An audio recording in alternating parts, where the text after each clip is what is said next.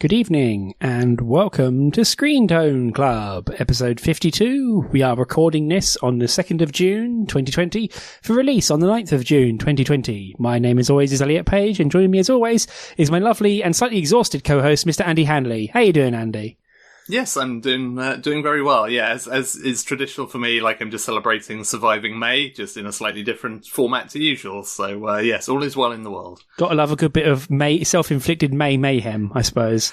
Yeah. This was the year where we had the perfect get out of being like, no, let's not do all the chaotic things we normally do, and somehow we managed to find something that was even more chaotic to do instead. So go us, I suppose. The anime industry continues to be as masochistic as ever. I can say as an outsider.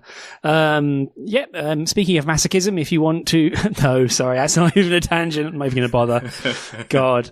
Segueing seamlessly on, this is a manga podcast. We do a fortnightly deep dive on a pair of manga discussion podcast doodah. If you'd like to support the work we're doing and maybe help me buy a better thesaurus, you can support us on Patreon. We just released like 3 episodes last week, one of which was our standard episode, one was a bonus for everyone, and one was a bonus only for our patrons. And also if you get in on the $3 and up tier, you get to vote on what we cover. At the time of recording, we've just opened up voting for June, so feel free to jump in and make your voice heard. We have quite a wide berth of titles in our voting bucket at the moment, and one vote could quite frankly just tip the entire thing over.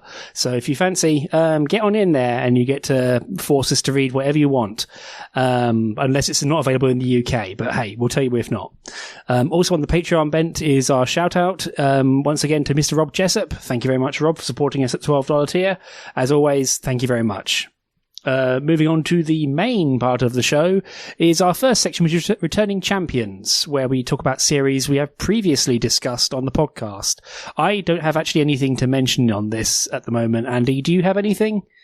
No, due to aforementioned chaos, yeah, there's sort of a few things that I want to read some more of, but I haven't got around to any of them yet, so nothing for this show. Yeah, more than fair. I feel like I've spent a lot of time putting titles on my tablet for reading, but not doing the reading thing.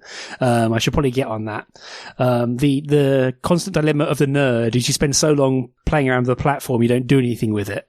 Yeah, it is also the time-honoured kind of thing of digital consumption at this point, of just, it almost feels like it's a badge of honour to have a big backlog of everything these days, even though it's probably not really healthy at all. So, No, it's certainly not. I mean, I seem to spend a lot of time at the moment making sure I don't double purchase things, because out of sight, out of mind. If you don't have a physical book in front of you, it gets confusing. Okay, do you mind if I take first shot with our picks for this episode, Andy? No, let's do it. So, we're kind of on a slight attempt to escape the cool zone, as it is known in the wide world, by reading stuff that's somewhat nicer and fluffier. And I picked a series that, frankly, if you followed me on Twitter or have to listen to me on Discord, you know that I'm already a fan of this series. But I picked volume 1 of Granny Girl Hinata-Chan. The series is by Asa Kuwayoshi. It's currently being published by Koamix, also known as North Star Pictures, the people who bought you Wakakazaki, so you know they're doing good things. It's currently not complete. It's got 3 volumes out in English, with the 4th volume coming out this month, I believe, and it's got 8 volumes in Japan. You can buy it digitally at the moment. I don't think there's a physical version. I haven't been able to ferret one out. So I'm going to give you the quick synopsis and hand over to you, Andy, because I have already kind of set my stall out and saying, yes, I like this, and I'm more interested in what you have to say. But Granny Girl Hinata-Chan is, well, it's a reincarnation story, but for once it's not an isekai. Toyo, a lovely old granny, Japanese granny lady, unfortunately passes away at the age of 88, which, pretty good innings, frankly. She passes away with some kind of lingering resentments, or not so much resentments, but just things left undone.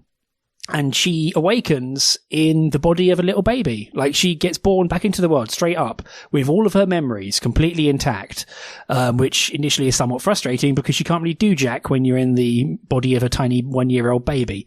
So this series mostly picks up when she's 5 and she is in kindergarten, nursery school sort of thing.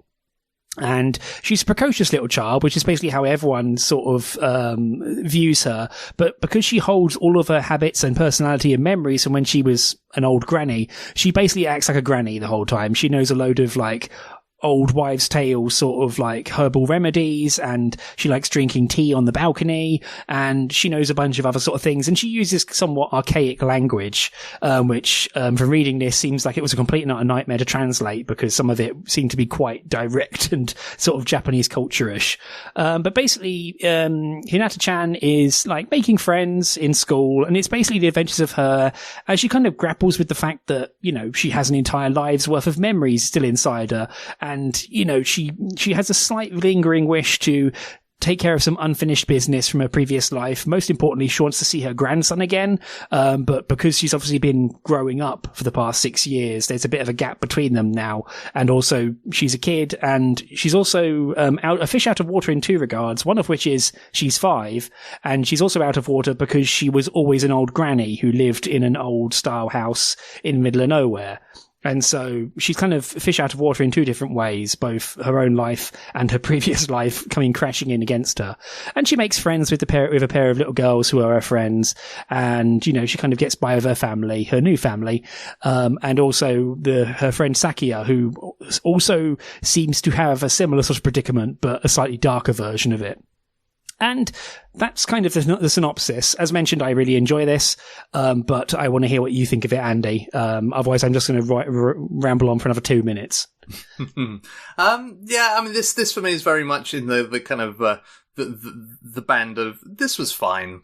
Like, I kind of didn't really glom onto it in any particular way, or kind of find myself thinking like, oh man, like I want to see what happens next, or kind of, you know, I'm not sufficiently kind of into the concept to read future volumes. But yeah, so it was kind of, there was stuff I kind of liked about it, and then there was also stuff that kind of like irked me slightly about it. And I think one of the things is actually similar to something we touched on with Kekishigoto recently, where it has these moments, like you say, especially around Sakia, where clearly there's sort of there are issues kind of relating to these characters having basically been reincarnated. You know, they still have, you know, these kind of sentiments, etc., from their past lives that are still kind of, you know, haunting them is maybe not quite the right word, but they're still kind of there and very much present. And it felt kind of like tonally, it was often a weird tonal shift from just like, haha, isn't it funny how this character is kind of out of place and out of time in those sort of two ways that you've noted. And then it sort of suddenly goes into kind of a weird sort of little treatise of you know, the sadness of having been reincarnated, or you know, the kind of lingering memories of their past lives and stuff like that. And that stuff never really felt like it fitted particularly well. Like, there was part of me that was really interested in that part of the story and kind of wanted it to dig into that, but it also didn't really feel like it fitted into kind of the comedy overtones of the book as a whole. Yeah, I can understand that. I mean, like, to lay my cards on the table, I've read ahead in this and read all 3 volumes, and that stuff doesn't really bed in any concrete manner until volume 2. In volume 2, there's actually, I would say, kind of a banger of a chapter that actually meets that stuff head on, and kind of had me tearing up, honestly, reading it, because it was very understated and very wistful. Like, it wasn't just smacking you around the head with it, but it was very much a case of like, oh, this is no one's fault, but something has been missed here. Something's lost. But as you say, it's a bit strange. I mean, Sakia, if anything, is the more level-headed of the pair of girls who we know have reincarnated, because she's kind of a big sourpuss, which kind of seems to act as a foil to Hinata, but kind of weirdly. I guess everyone kind of just like chalks it up to her being a bit of a sour child, which is kind of the one defense that Hinata has as well, even if it does seem kind of hilarious that she's reading books about old herbal remedies at 5. But yeah, I get what you mean. It totally gets it pretty strange when it seems to oscillate wildly between, haha, she doesn't like cats, isn't that strange? To, oh no, what does my entire previous life mean now? Like, the delta between that is a bit strange. And it kind of makes allusion to the fact that Hinata herself has like made peace with it, but it kind of comes off a bit insincere or strange at times when she says that, and it's like, but you totally haven't, lass. And again, for me, that's where volume 2 kind of steps it up. But, you know, I'm not going to tell someone to read 2 volumes of a series if they're not really enjoying the first one. So yeah, I mean, that definitely makes it something that I'd at least be a little curious about. But yeah, the other thing that kind of kind of stuck in my craw a little bit is I feel like it has to, and perhaps this is simply because one of those things where it kind of starts to struggle for material quite early on, but like it really kind of pushes the envelope a little bit in terms of what Hinata like does and doesn't understand, because like there's stuff in here that totally makes sense. It's like, of course, like reincarnated Granny doesn't get video games and is like, oh no, like these are bad for you, I'm not into this at all. Like she doesn't get fashion, that all makes sense. But then there's a whole chapter where they kind of go out to the shopping mall and she doesn't understand like escalators and modern toilets. And like, as far as I can gather from the story, like it's not like she's like reincarnated from like a century ago. Like, you know, she actually references, or maybe it's Sakia references, like, oh yeah, like, you know, I remember kind of being sad when I got really old and kind of couldn't go out to the shops as much. So it's like, how does she not recognize things like, you know, modern Japanese toilets and escalators when they would totally have been around in like the latter years of her life? Like it's sort of, maybe this is very much me overthinking kind of gentle comedy series, but like it was just those kind of moments that kind of pulled me out of the entire premise of just like, wait, is this feels like a really kind of cliched writing an old person in that, oh, they don't understand anything that happened after like 1945, which is not, from my experience, how most people of that kind of age range, you know, live their lives. It's like, yeah, sure, there's plenty that they don't get, but they understand how an escalator works. Yeah, I get the feeling that it's one of those cases where the period they're pulling the joke material from doesn't quite match up with the actual age of Hinata, where, like, for example, like a long running gag, and I say long running because it occurs at least 4 times so far in the entire series, is that when she draws a picture, it comes out looking like an ukiyo-e print, like, you know, like an old courtesan picture from the Edo period. If there's an art student who has just yelled at their podcast, I'm very sorry. But that's an ongoing joke, and it's still kind of bizarre because it's like, well, I mean, this is going to sound strange, but she was only 88, and like she's clearly now been reincarnated plus 6 years in a world with mobile phones and such. Like it's clearly like 2010s-ish. And so even taking into account that, unless her personality was frozen in time when she was 8 originally, it seems a little strange that she's into such old stuff when she would have been around, you know, she would have been coming of age around the early mid 20th century, which is not that far removed. I mean, I think the one thing the series kind of tries to pull on is whenever it flashes back, she's basically already not housebound, but she's very comfortable living in like the middle of nowhere in her old house, like her old Japanese wooden style house. And I assume that the idea is that she went down to the shops and didn't really get out of her comfort zone, whereas now she's living in the city, or the nearby city. It's one of these things where, like, I'm saying all this and I'm not trying to excuse a series, and it definitely sounds like I'm coming up with excuses for it, and I'm kind of extrapolating quite hard because these are the answers I've come to from myself. But equally, it is definitely a hole in the world building of the series, which otherwise I feel kind of works, at least in all the like old wives' tale, like old wisdom type stuff, like, you know, the cutesy sort of stuff about old remedies. But then it kind of runs into wait, you should know what turnstiles are. Like, that should be a thing you know about, surely. Yeah, and I feel like, yeah, that is partly kind of down to the writing in a sense, because yeah, it would have been so easy to write that kind of stuff in, as you've just said, to be like, oh, you know, I was just, you know, an old lady in the country, so, you know, I've never kind of been to a big shopping centre or anything. But the way it kind of almost references, like, oh yeah, like I remember I used to miss going out shopping and going to big shopping centres, made it sound like this should totally be something that she's seen before. And yeah, like they could have just sharpened that up a bit. But yeah, I mean, maybe this is just me being sensitive as somebody who is getting older now and has to occasionally talk to young people who are like, oh, I guess I guess they didn't have computers when you were young, and it's like, I'm not that old. Like, thanks. Like maybe that's just my kind of like me being a grumpy old man about it and being like, no, this isn't how it works. Like people are not as old as you think they are. Like this felt very much like a young person writing "this person is old" jokes in those sort of places. Yeah, I mean, the one thing that kind of comes through is the sheer amount amount of Granny knowledge, which continues for the entire length of it. I get the feeling that either this person had like an entire like bucket of Grannies on tap to go and talk to about this stuff, which is kind of cute because it's often the fact that a lot of it is practically useful in the moment. So it's not just flinging old-timey granny facts at you, it is tying them back to something that's happening.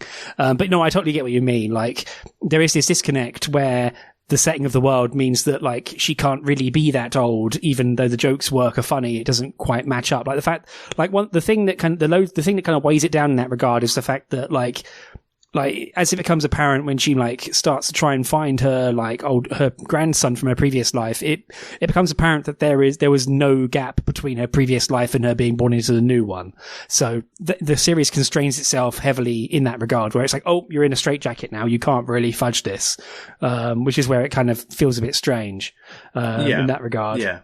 But yeah, I mean, on the flip side of that, I think it is always quite fun to have that kind of, that sort of almost a reverse sort of fish out of water, where it's so often a case of like, oh, your typical kind of isekai thing where you get transplanted into a world where you know nothing about it. Like, I kind of enjoy series like this where it sort of turns that on its head a bit and the person has knowledge that they wouldn't otherwise have. I mean, A Sentence of a Bookworm is like a series that I have a mixed relationship with, but that does a really good job of, that's very much a kind of transported to a fantasy world thing, but the character has all their kind of, even though they're like reborn as a young child, they still have all their kind of like teenage girl knowledge, including how to make a bunch of stuff that doesn't exist in the world. And it's really fun watching them kind of apply knowledge that they shouldn't have into like a completely different setting. And I think that kind of works quite nicely here as well. Like, it's kind of, that's probably the most fun I had with the series, is with this book, is just them kind of leveraging that and having, character who shouldn't know any of this stuff, just kind of,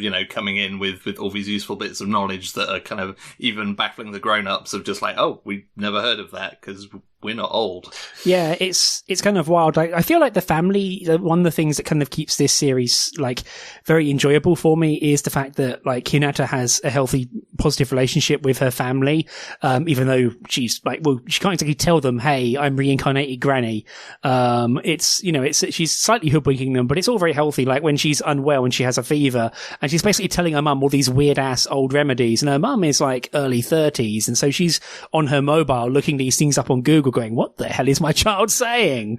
It's like, where'd you find that? I read a book, and that's the sort of thing I really enjoy, where it's like she actually has like a healthy like family relationship, and the family love her and she is still their daughter, and she kind of like Hinata herself kind of like wrestles with that somewhat of like, well, I am still their daughter, but I'm also this older person. What the? So it's it's a really interesting little thing that it kind of plays with. Yeah, and I think it plays with that quite nicely, and I think that partly works simply because it's made clear that she's inhabited that body effectively from birth. Like, that's the weird thing about Bookworm, to continue that analogy, is like basically original character in that body dies and she takes it over, which kind of gets really weird in places because it's like, it is that whole thing of just like, you're basically like interloping. You're basically like conning this entire family and trying to kind of like pretend you're somebody you're not. And it's kind of really uncomfortable in places, especially when some characters maybe start to cotton on or be like, you're not the way you used to be. And it's just like, yeah, like your actual daughter is dead, and this feels really kind of uncomfortable in certain ways, whereas this is very much a case of like it is just a straight up reincarnation with a weird twist to it. So it's like you can just kind of buy into it, and it always feels like a sort of comfortable, just like, family unit kind of thing. Yeah, I mean, I feel like another series that does that kind of well in a separate way is All My Life is Villainous, All Routes Lead to Doom, aka Baccarina, where basically like the previous life was there undisturbed until she knocked her head, and then suddenly boop, it all comes back, and then it's like, oh shit, and she remembers all of it, well, quote unquote remembers all of it. So that's another way of handling it. But yeah, the Bookworm thing seems a bit spooky. I mean, that seems like you're ripe to have some kind of metaphysical breakdown at some point. It's like, did I actually die? Am I just hypnotized? Oh god, what's going on? But for sure. And I also apologize to both of us in advance that I probably now set us up for people to just incessantly vote for Bookworm until we read it, having mentioned it on this podcast. So, oops. Andy. But yeah, one last thing on the family note, because I'm kind of hammering on that, is there's also a really good like Omake comic with her older brother, which, see, it feels strange given that she's an 88-year-old lady. But her older brother, like, kind of cottons on immediately that his little sister isn't all she's cracked up to be.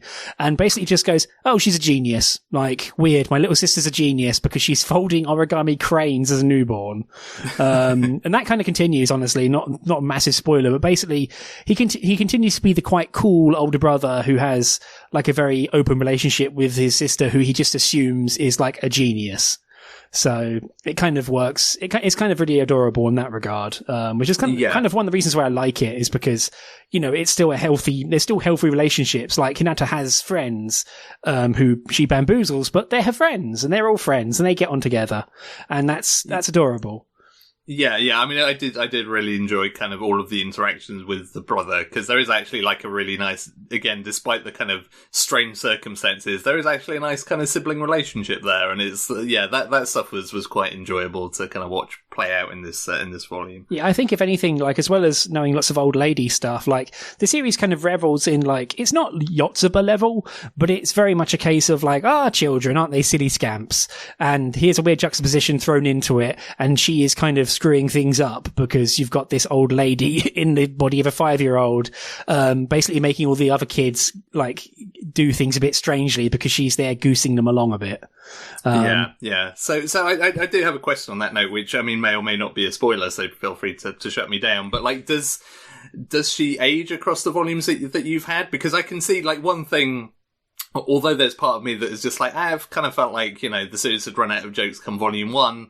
There was also another part of me of like, man, what if they really just followed through on this to follow like Hinata into her teens, into her 20s, and just kind of like run with that for like another entire lifetime? Like, how interesting could that be? Yeah, it is something else I thought would be very interesting. I mean, this isn't a spoiler or plot related, but in volume 2, she graduates kindergarten and goes into grade school. So she turns, and I think even volume 1 has her 6th birthday in it.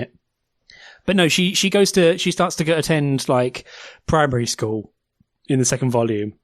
Oh, okay. Sorry. Yeah, that's fair. Because there's certainly like there's a headcanon for this where this series ends as her like in her 80s again in weird like cyberpunk future or something, which is probably not going to happen. But it's the thing that I'd be really curious to see, is just like, let's run through an entire other lifetime again. Yeah, I'm not sure how much further the series goes because I've only got to volume 3, but yeah, like it does age her. She does age up, which is actually kind of helpful because, I mean, if anything, the kindergarten kind of is helpful in a closed environment to have the characters in. And then once they're in grade school, you know, they're kids and they walk to and from school, etc. And they have more adventures. They worry their parents half to death, as it turns out. She does age up. At the moment, she's only first year primary at the moment. Okay. But Cyberpunk Granny Hinata-Chan coming soon. Oh, God. That's what I'm getting from that. Maybe. I don't know. That'd be weird. God, imagine that. You've lived 2 entire lifespans. It's like, Jesus fuck. Like, oh. Yeah, sounds exhausting. Yeah, like 172, and it's like, ugh. God, imagine that. And you're just like, do I have to do this again? Like, can I just, like, what does this mean? Like, oh. Yeah. It makes you wonder how, like, it's like whenever vampires do the whole, like, I've lived too long sort of thing. So, but yeah, I don't know. As I say, I really enjoy it. I think that the series has a real nice heart to it. The art's nice. I really like the art. It has, even though it has the main character abusing cats, the cats are very cute in this. There's lots of cute, little children running around doing silly things. Lots of good emotive drawing. It's cute. It kind of gets across Hinata as well as a bit of an oddball, like whenever she puts on granny clothing. So I don't know. I think it's really cute. So I like the art and I like the series as a whole, really. Yeah, and you touched on it right up top here, but I also think, like, absolute kudos to the localization of this, because I think it does a really good job. Like you say, there's probably a lot of kind of weird, very sort of Japanese kind of old lady speak things, but it does a really good job of kind of having a Western version of that. Like, you know, the way she talks is a really good kind of old lady speak kind of vibe to it. And I wondered how that kind of stuff would come across, but I think it absolutely nails it like 99% of the time in this volume. So I think, like, kudos for the translation on this one. Yeah, sometimes it does come across a little strange where it's like almost struggling to find a phrase to like give her because there's no direct analog. But, you know, I mean, like her sort of like phrase is see here, which I guess kind of works. It's the sort of thing that's highly like, I mean, grandparents, it's going to sound strange, but my theory on it is basically that like our grandparents, my grandparents, for example, come from a time when there was a lot less mobility. Like my granddad went off to Malaya to in the army, but basically they never lived outside of Oxfordshire. And so like their version of being an old person or being a person like who lived in that time and place is very different from other grandparents. So it's the sort of thing that seems extremely difficult to try and get your head around writing at least something that plays to everyone. And I think it basically does it. Like, you know, it finds ways to give her silly language without making her speak all thou art thee sort of thing, which would immediately be corny and shit.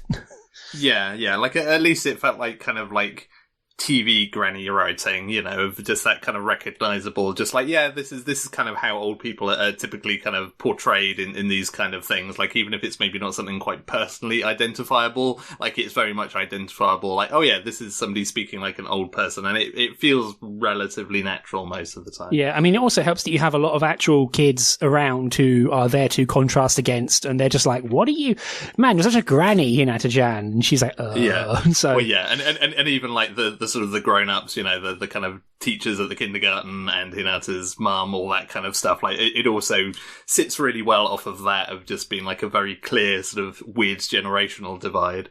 Yeah, totally. I mean, you get to go into her room at one point and she's got these old ass posters of like, you know, artists from decades and decades past. Yeah, so that I did enjoy, because I thought it was going to call that out at some point, but it just very much just like, no, they're just going to be there in the background, and it's going to be like, you know, an unspoken kind of gag, and I did really enjoy that. Yeah, there's quite a few bits like that where it's just like, okay, there's too much granny going on here. We have to let some of this go past. Oh dear. But yeah, as I say, I really enjoy it. I mean, there's a reason why I'm keeping up to date on it. But yeah, it kind of like, as I say, volume 2 is where it kind of hit me most. There's some really interesting stuff in that volume that, like, to be weirdly precious about it, I'm not going to say a single more word about, because I think it's worth discovering if you like this series. But I definitely think it's worth a poke. So yeah. Fair enough. Cool. Anything else from you, Andy, on it? No, I think that's everything. We'll on a small note as well, it's like on the cheaper side of digital releases, so that's always helpful as well. So yeah. Cool. So also, now we're moving on to your pick, Andy. I'm really interested to hear what you have to say about this. So you want to take it away? Yeah, so my pick for this show is My Roomie is a Dino, which, as I mentioned on the last show as my pick, was a series that I kind of started checking out the anime adaptation of, which has come from the people who brought us Pop Team Epic, and because it was from those people, it kind of turned me off pretty instantly, but there was kind of enough of a kernel of enjoyment of it that's like, I kind of want to see the source material for this and see how it sits with me. And so the series is basically a story we can all relate to, of going out, having a few too many drinks, and then waking up the next morning and finding that you brought a dinosaur home with you. As happens to the main character here, who is basically your typical kind of gal, in Japanese parlance. So yeah, she kind of wakes up after a night out on the town and finds that there's just a dinosaur hanging out in her house. And being kind of a relatively chill person, she doesn't really freak out about that too much. She just is a little nonplussed, and then just kind of carries on with her day. And so kind of, our main character and the aforementioned dinosaur just kind of become roommates, basically, and just kind of hang out. And as time goes on, her ex-boyfriend gets kind of dragged into things, as does a girl that she works with. And it's sort of, the note that I made as kind of a point of comparison is there's something a little bit Paddington Bear-esque about this. There's something really kind of, you know, this is not a normal thing. Like, it's established right from the get-go that this is not just a world where dinosaurs hang out. Like, this is not an everyday occurrence. People do not have dinosaurs living in their house, typically. Like, you know, early on she goes to Google whether dinosaurs can eat ramen. It's like, oh, there are no hits for this. Like, this isn't a thing. And yet, in spite of that, nobody really has more than a very mild surprise when they meet said dinosaur. And it's like, oh, I guess you're a dinosaur. That's cool. We're just gonna lean into that and roll with it, and just kind of go with it. And there's something really sort of charming, I think, about the kind of the world as depicted within this series, where people don't freak out about the weirdness of this, and they're just like, oh, this is cool, this is fine, I guess we'll just go with it. And, you know, by the end of this volume, you know, as mentioned, you have kind of ex-boyfriend just like hanging out with the dinosaur, playing card games, watching old series on DVD or whatever, and just kind of like everybody just kind of ends up just having a good time, and just like, if the dinosaur's around, then sure, we'll just hang out with you. And I think all of that is kind of, it's sort of amazing really how the main duo of characters both do a lot of like heavy lifting within this series, because like the dinosaur does not speak. Like there's kind of, again, for another kind of analogy, there's a kind of Wallace and Gromit-esque side to this, where always the dinosaur totally. No, that's a good one. The dinosaur is often like the more expressive of the two, without actually ever saying anything. Like it's just very expressive, like lots of over the top kind of facial expressions and that kind of thing. Whereas kind of like, you know, the other kind of main character in the midst of this is kind of, you know, she's a really nice girl, as it kind of turns out. It's that typical thing of everybody just kind of is kind of a bit afraid of her because she wears loads of makeup, etc., etc. But it's actually like, she's really nice, but also really forthright, and just kind of says what she's thinking or feeling at any point in time. And that kind of actually works really well as a good kind of double act between them. So like both of those characters do a lot to kind of push the series through and kind of make it work. And I kind of came into this not really expecting too much from it, but I ended up, it kind of charmed the pants off of me, to be quite honest. Like I found myself really enjoying it. Like it put a smile on my face pretty much the entire time. It gave me a good few kind of chuckles into the bargain. And, yeah, like I was kind of surprised just how much I ended up just sort of glomming onto the characters and just really enjoying the kind of sedate but fun, like, entertainment that it provided. Oh, yeah, totally. So, like, I have one word that it constantly picks up in my notes, and I do have some complaints about it, like mostly around the actual publication. But the main thing I have in all my notes is wholesome. Like it's super wholesome. Not in a cloyy, gross way, but just in a way that it's really warm and encouraging and pleasant. Like, you know, the gal wakes up at the start and she goes, "Oh, I brought a dinosaur home. Oh well." And that's kind of it. Like that's the setup done. Like there's a dinosaur there, and the dinosaur, as you say, doesn't talk. He doesn't make any sound effects appear. You know, like he might like look like he's yelling, but it's not, no actual yelling occurs. He has, his default state is to have this big sort of open mouthed like colon V face, which reminds me of like something awful emoji. But he's just kind of there. But also, like, the dinosaur, like, is very simply drawn, like, in a series that isn't too ostentatious with its detail. He's a very simple shape, very, like, noticeable sort of colouring and shape. But also, as you say, like, very expressive. Again, like a grommet, where he will, like, roll his eyes or something and it comes across really strongly. And it works really well in that regard. And other things about the dinosaur is that, like, the dinosaur, like, isn't like a pet. Like, the dinosaur is basically a person. Like, it's sentient. It has an inside life. It likes watching crime dramas. You know, it's a dinosaur. It's another person, but it's just another thing. And as you say, like, the start of the series, you know, this is a magical fairyland because the landlord doesn't mind about the dinosaur moving in. Yeah. I was just about to bring that up when you're talking about it being wholesome. It's like, this is how wholesome it is. Like, even landlords are nice in this particular world. Yeah, like the landlord's one question is, "Oh, it won't scare my cats, will it?" Well, I guess not. The cats are still here. And so it's really, as you say, it's really wholesome. It's really funny. The chapters are short enough where it never really overdoes the joke. And, you know, it always ends on a good punchline. So it kind of masters its time really well. And as you say, the main character, I think it's Kaede. Kaede, yeah. I had to look that up because, yeah, I stupidly did not know her name. No, that's okay. But Kaede, you know, she's a nice girl. Like, she's a nice person. She works in a convenience store. Like, she isn't woebegone. She's just kind of living in her life, and it's really cute. Like, she has a senpai who they become friends after a bit of a misunderstanding, and it's really cute in that regard, in that way, because it's just a nice, wholesome, like, set of gags and a fun little, forgive me for the use of the word, but slice of life. Like, it's a slice of life with a dinosaur in there. And so it really works. Yeah, like, very much. I definitely agree with you on the Gromit comparison, where it's like, "Oh, you're my friend now, and you're also non-vocal, but you're totally here to pull weight." So yeah, and also there's like an entire subplot with Kaede and her ex. The ex initially is kind of introduced as being a bit of a tit, and he becomes friends with the dinosaur, and they all become friends. And then at the end, there's kind of this like reconciliation between them, which is like, it doesn't like whack you around the head of it or try and do like a big confession scene. It's just, okay, well, fine, we'll give us another go then, and it's really adorable in that way. So it kind of, it was like, again, another word that is very, damned, I suppose, by association, but it's very healing in a strange way.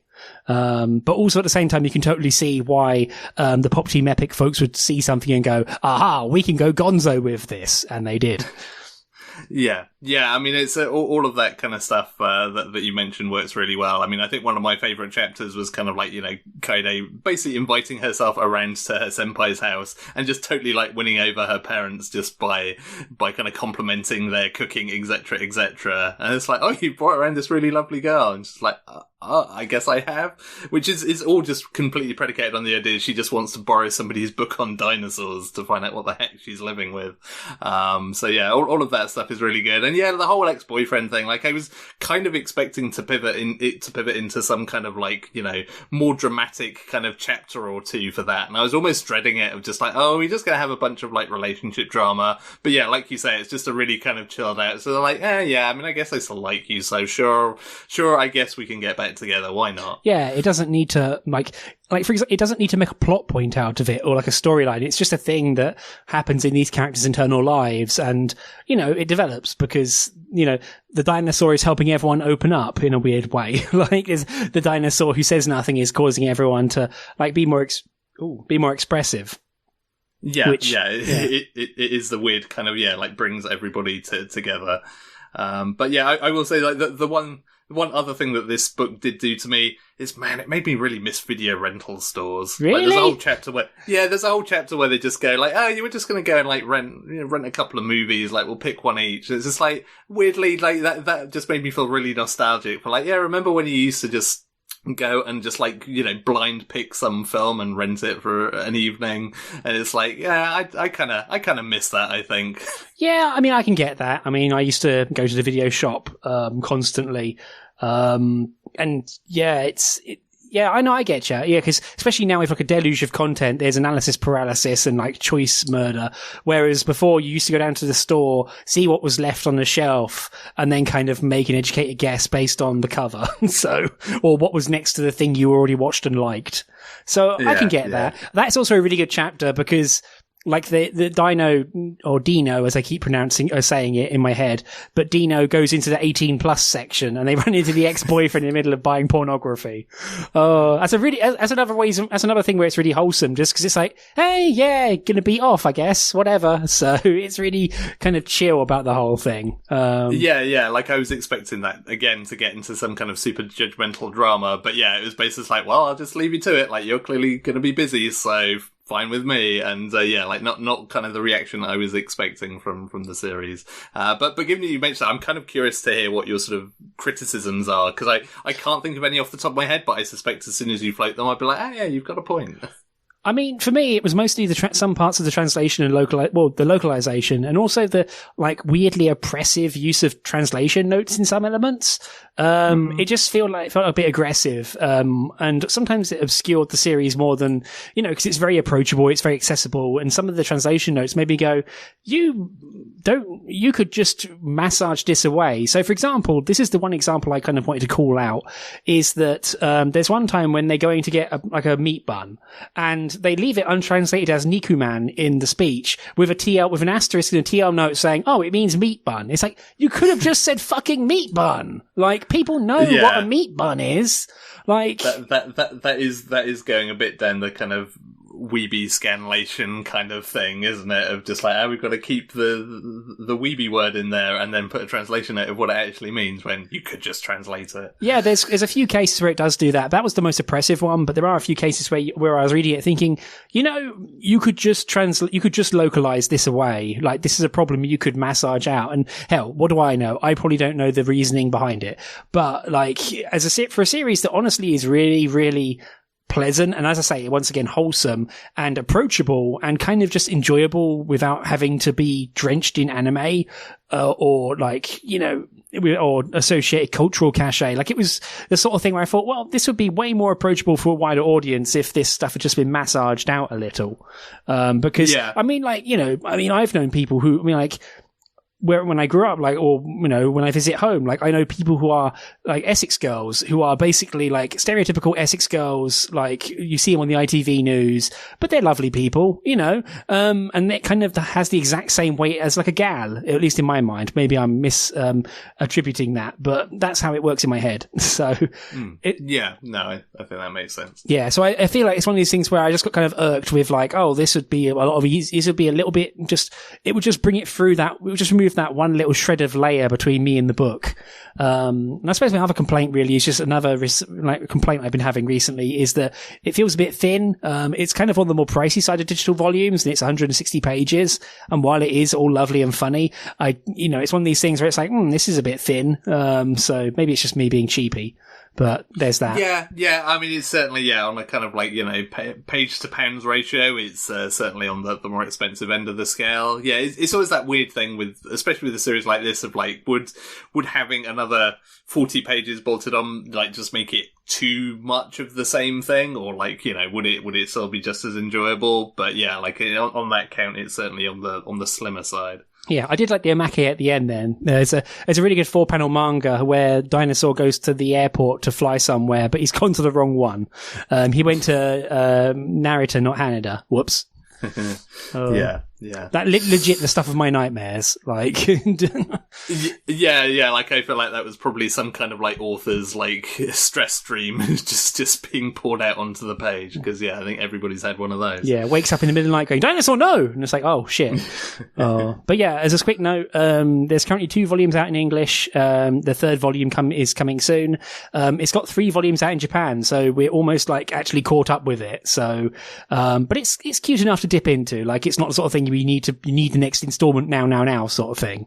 So yeah, for sure. But yeah, I think I'll definitely kind of pick up volume 2, and I think again, it's one of those series that sometimes it's just like right place, right time of this is exactly what you want, is just something really kind of chill and funny, and it managed to kind of tick all of the boxes in a way that I didn't really expect it to. I kind of wasn't expecting to be as engaged with it as I was. Yeah, I was expecting it to be a bit more sort of like wacky and gonzo, but that's the second time I've used that word today.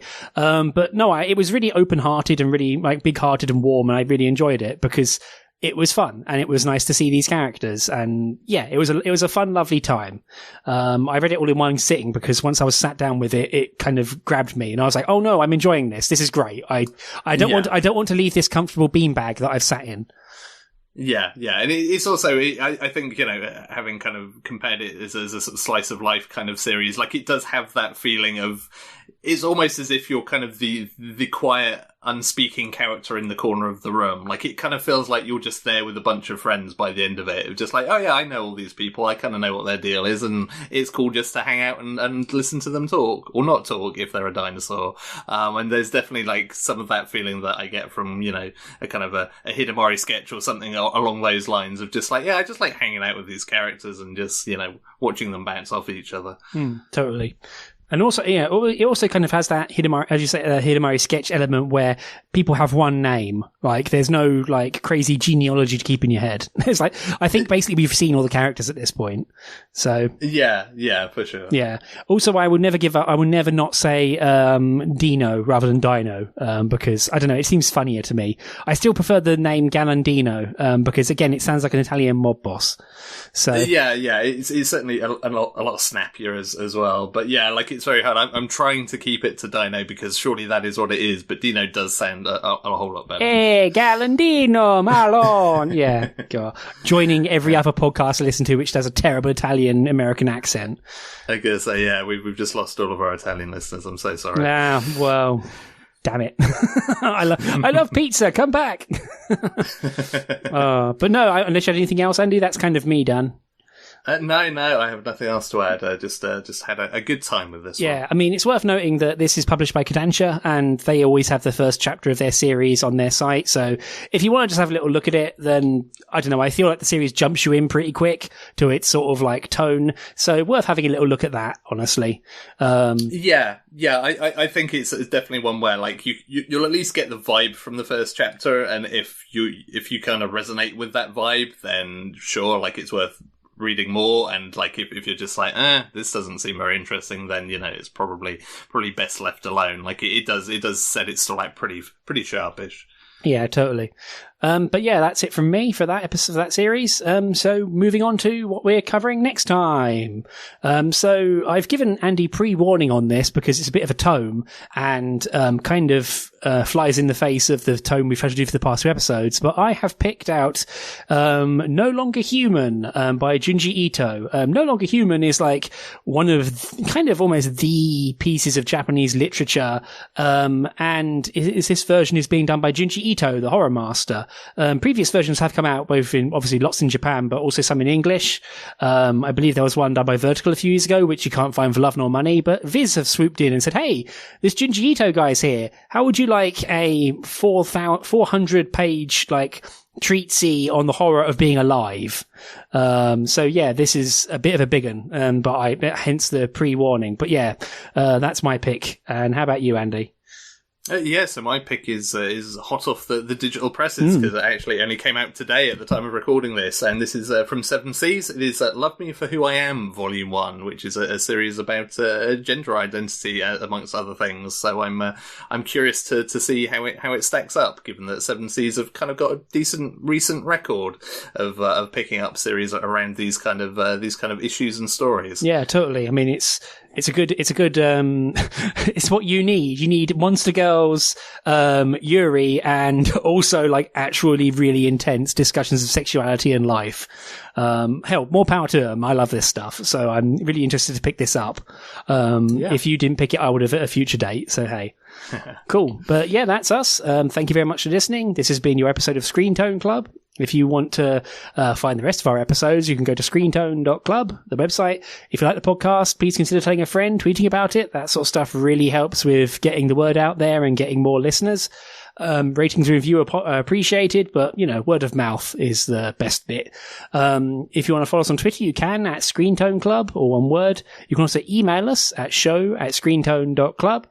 For personal plugs, my name's Elliot Page, and you can find me at Elliot Page on Twitter, and also on Instagram, apparently. I keep forgetting I have that. If you want to see pictures of the local countryside, follow that. But yeah, that's me. And how about you, Andy? You can find me on Twitter at Hannah's1979. Yeah. Cool. So, once again, thank you very much for listening. And from me, and from Andy, good night. Bye, everyone. Bye.